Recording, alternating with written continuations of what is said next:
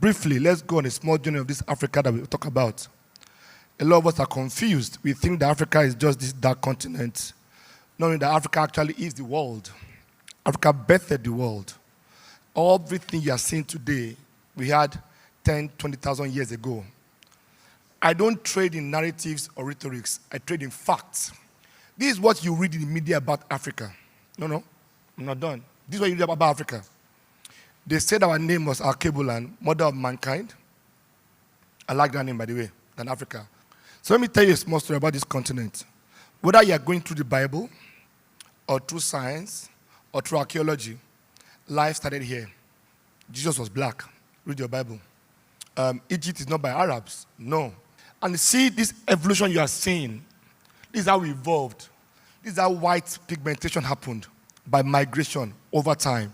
What is going to make Africa great again is the same thing that we lost. Technology brought us down, is bringing us back.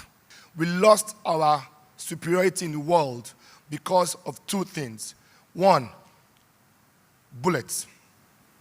Right? We could not convert our own fire to bullets. And two, Christianity or religion. They took our spirituality, they gave us religion. They took our knowledge, they gave us education. So that's why you have to spend 20 years in school to be able to earn a living.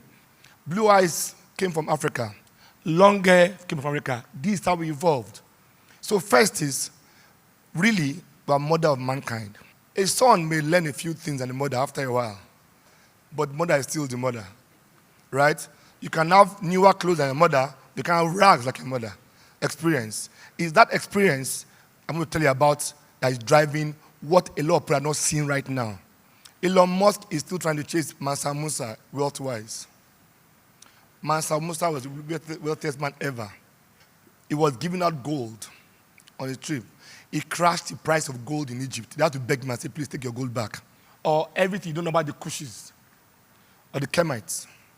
There's a small island off the coast of Santorini called AKINTOYE. That island was found in 1968. It was submerged. That civilization existed 5,000 years before Christ. That was when it was a volcano, then submerged it. It had existed 5,000 years before then. So 10,000 years ago, that civilization lived. Their major trading partner was Africa.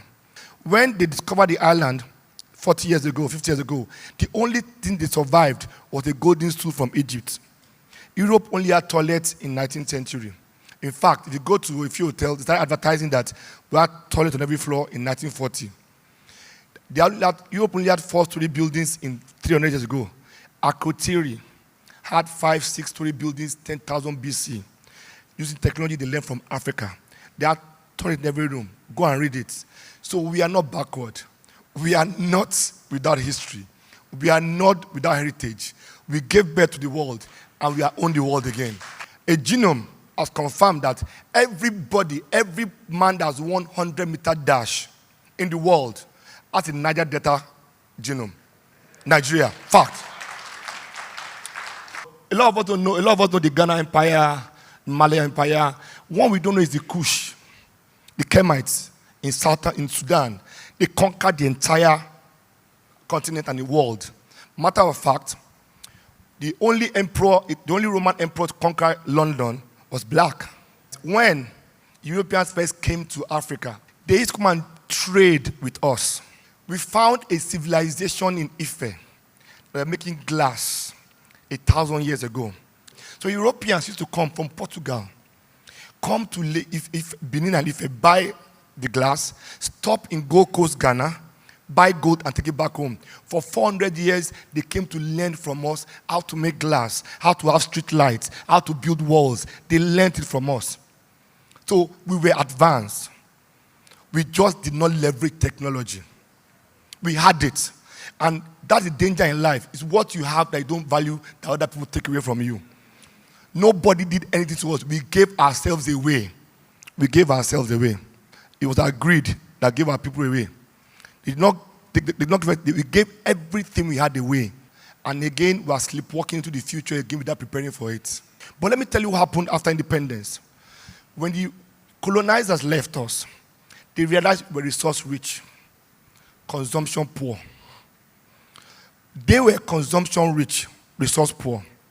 So they developed all the upstream sectors and did not connect upstream to the last mile consuming. So we export cocoa, we buy chocolate. We export cotton, we buy fashion. We export gold, we buy jewelry. We export crude, we buy petrol. Insanity. How can you tell me my continent is poor when the entire world's economy is built on our backs? Every phone in your hand right now requires cobalt or lithium from Congo. We save money abroad to lend back to our country. So everything you see here, from our children not being in schools to electricity, was a deliberate result of us as people not taking initiative to invest in ourselves. This slide is what all of you have seen. Even the way they portray our continent is a joke. But the largest, look at it, this is true size. Tell me which continent is bigger than this. But when you start buying what people are telling you, you want other people's narrative. So COVID was better for Africa than any continent in the world. This is what tomorrow looks like again. From the media you see, I don't buy this. So let's go, let me show you what I see. First and foremost, Africa's GDP is not $2.69 trillion. I don't agree. So what did we do? First is split Africa in informal and informal economy. Separate it, we know that. Then use money supply. GDP is a production-based economic tool. In a market that is service-based and technology does not work, it just because you leapfrogged it. So adjusted for that, Africa's economy is $14 trillion. We have data to show you. That's how it starts. We're going to publish a book and let people attack it. So we're not that small, actually. If you are big, if you are big and you think you are big, you start talking big and thinking big. Stop thinking small. How come we have 300 million MSMEs and we can't transit them to big companies? And America has 30 million and they are bigger companies. How come of 800 unicorns, we only have 8? Next slide. And Nigeria. They say we have $459 billion. That's not possible. Prof, you know this. You don't want to say it in public. That's not possible. We are bigger than that. Money supply to GDP ratio. This is what it should be. Even SC and Co. Because money supply is what you see. That money is circulation. If there's no economic activity, there's no money. So where's money coming from? It's not miracle, it's not magic. Adjust money supply for GDP, that's your size. Again, why are you playing small, guys? Why not backing your brothers? Why not investing in each other? Why not supporting each other? There's money being made here. Do you realize how much money is being taken out in dividend and capital royalties by international firms that they don't declare to you? In gaming, in technology, in movies, in music. When we did the GDP, we had no music industry that's global. Now, go to any club in London, America, you are hearing African music. You are eating African food, wearing African fashion. We should debase this GDP again. It's not real anymore. Next slide. We believe the only way we're going to scale forward is to have a scalable business model, like sector agnostic, region agnostic. Think Africa, don't think Nigeria. Africa is coming, leverage it. Think globe, think scale, scalability. Ecosystem, you can't do it alone. Have partners, collaborate. Look at value chain businesses. You have the utility, we are consumption people. Africa like to consume. Utility, I must see value, it must be linear.